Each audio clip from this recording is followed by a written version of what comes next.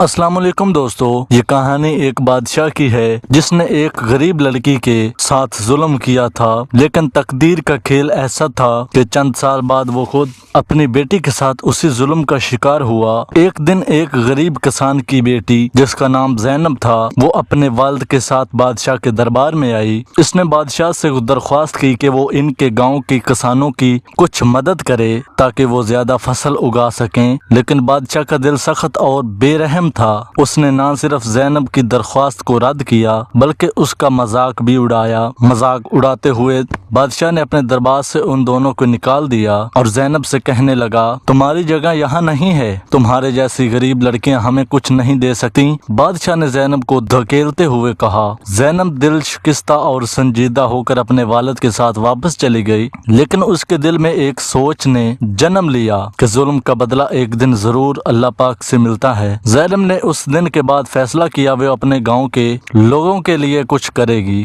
اور اس کے اندر ایک مضبوط عزم پیدا ہو گیا۔ اس نے تعلیم حاصل کی، محنت کی اور اپنی زندگی کو بہتر بنانے کے لیے کام کرنے لگی۔ چند سالوں بعد زینب نے کاروبار شروع کیا اور کامیاب ہو گئی۔ اس کی دولت اور اثر و سخور بڑھ گیا اور وہ ایک دن طاقتور شخصیت بن چکی تھی۔ ادھر ایک دن بادشاہ کی بیٹی مریم نے ایک ایسا فیصلہ کر لیا جو بادشاہ کے لیے ایک دھچکا ثابت ہوا۔ بادشاہ کی بیٹی مریم نے بادشاہ کے ظلم کو تسلیم کرتے ہوئے اپنے والد کے حکم کے خلاف آواز اٹھائی اور لوگوں کے حق میں بات کی۔ بادشاہ کے یہ ناپسندیدہ عمل لگا اور اس نے اپنی بیٹی کو قید کر دیا۔ یہ دیکھ کر زینب کے دل میں ایک نیا خیال آیا۔ جب اس نے دیکھا کہ بادشاہ نے اپنی بیٹی پر ظلم و ستم کرنا شروع کر دیا، اب زینب اپنے گاؤں والوں کو ہی کچھ دینا نہیں چاہتی تھی بلکہ بادشاہ کی بیٹی سے ظلم و ستم بھی ہٹانا چاہتی تھی، جو کہ اسی کی طرح ظلم و ستم کا شکار بن رہی ہے۔ زینب نے اپنی طاقت اور دولت کا استعمال کیا اور بادشاہ کے ظلم کے خلاف تحریک شروع کر دی۔ اس نے بادشاہ کے ظلم کا پردہ فاش کیا اور لوگوں میں اتنی حمایت حاصل کی کہ بادشاہ کی حکومت کی بنیاد ہلا سکے۔